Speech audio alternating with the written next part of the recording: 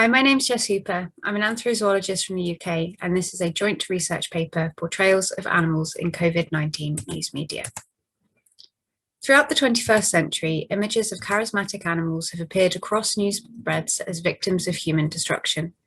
Displaced, hungry, and frightened animals such as koalas, orangutans, and polar bears have come to represent human disregard for the natural world, images synonymous with the Anthropocene narrative.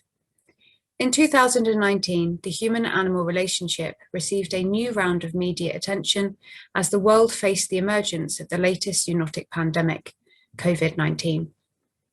Although its species origin continues to be debated, as a zoonotic disease, COVID presents an opportunity to challenge the false dualism in which humans are elevated above and separated from nature.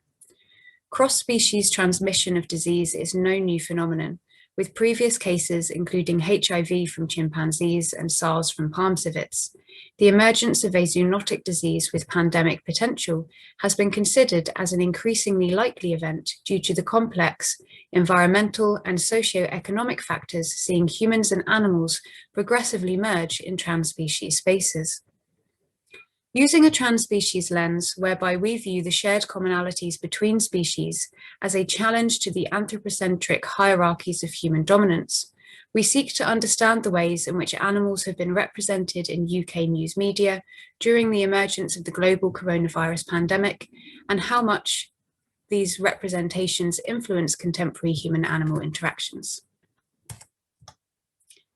To address news media portrayals of animals in relation to COVID's emergence in the UK, we applied thematic analysis to 452 articles across 3 popular British newspapers, the Daily Mail, the Sun, and the Guardian. Using the search platform Lexis-Nexis, we searched for articles which included animals in relation to C19 between January and October 2020, the first UK lockdown. Overall, we found 3 emergent narrative themes which sought to project a story of blame for the global health crisis. Firstly, "It's their fault" was a narrative employed predominantly by the tabloid press, whereby animals were used as tools to direct blame towards foreign nations for the outbreak of COVID-19. Asia was particularly targeted in reference to filthy and barbaric wet markets, and xenophobic rhetoric was strongly applied through the lens of companion animals. Animals who are considered family members in the UK, but who are apparently abused and cruelly treated elsewhere.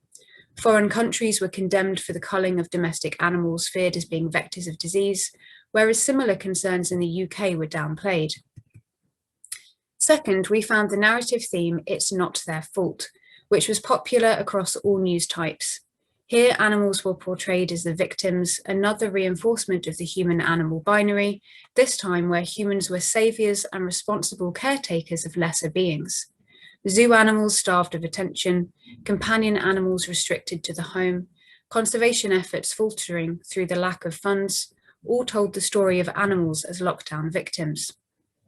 Finally, the theme most strongly associated with The Guardian was "It's our fault," in which the pandemic blame was placed on the shoulders of humans. Photographs of wildlife killed by traffic and headlines published leading up to the reopening of schools demonstrating the risk of human routine upon the natural world was a narrative befitting the Anthropocene. Headlines such as "Promiscuous treatment of nature will lead to more pandemics, say scientists," and "We did it to ourselves. Scientists claim intrusion into nature led to a pandemic." These show a strong response to the abuse of nature. Placing blame on humans, combined with early false reports of nature fighting back, including dolphins in Venice, could be in part to blame for the rising trend in online discourse during the first UK lockdown, which sought to deflect the sentiment of human blame through satire. The internet filled with memes titled "We are the virus."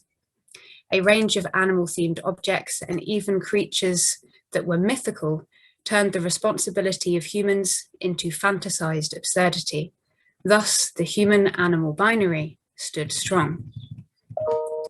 In all, our study showed that companion animals were heralded as the real winners of lockdown. Their sale and care was promoted as alleviation for the human stress and anxiety, despite the implications of increased breeding and sale of companion species, particularly dogs. Overall, companion animals were fetishized and frequently endorsed through their featuring with celebrities. In comparison, wilder animals were victimized by the tabloid press. One report in The Sun, for example, claimed the cancellation of elephant rides in Thailand meant that elephants could no longer be cared for. Thus, tourists were seen as saviors during exploitative entertainment practices. Finally, we saw that despite arguably the group of animals most intimately tied to the COVID-19 health crisis, the animals enrolled in the research to combat the virus, these animals went unnamed and unphotographed. Thus, animals in research received little praise for their efforts, silent victims of human reign. In conclusion, our study highlights that animals featured in British news media can both reflect and impact public discourse surrounding treatment of and relation to animals. Animals are frequently fetishized and wielded as tools for political editorial agenda, and any attempt to deconstruct the human-animal binary ought to be reported with accuracy to avoid skeptical public retort. Thank you. We look forward to your questions.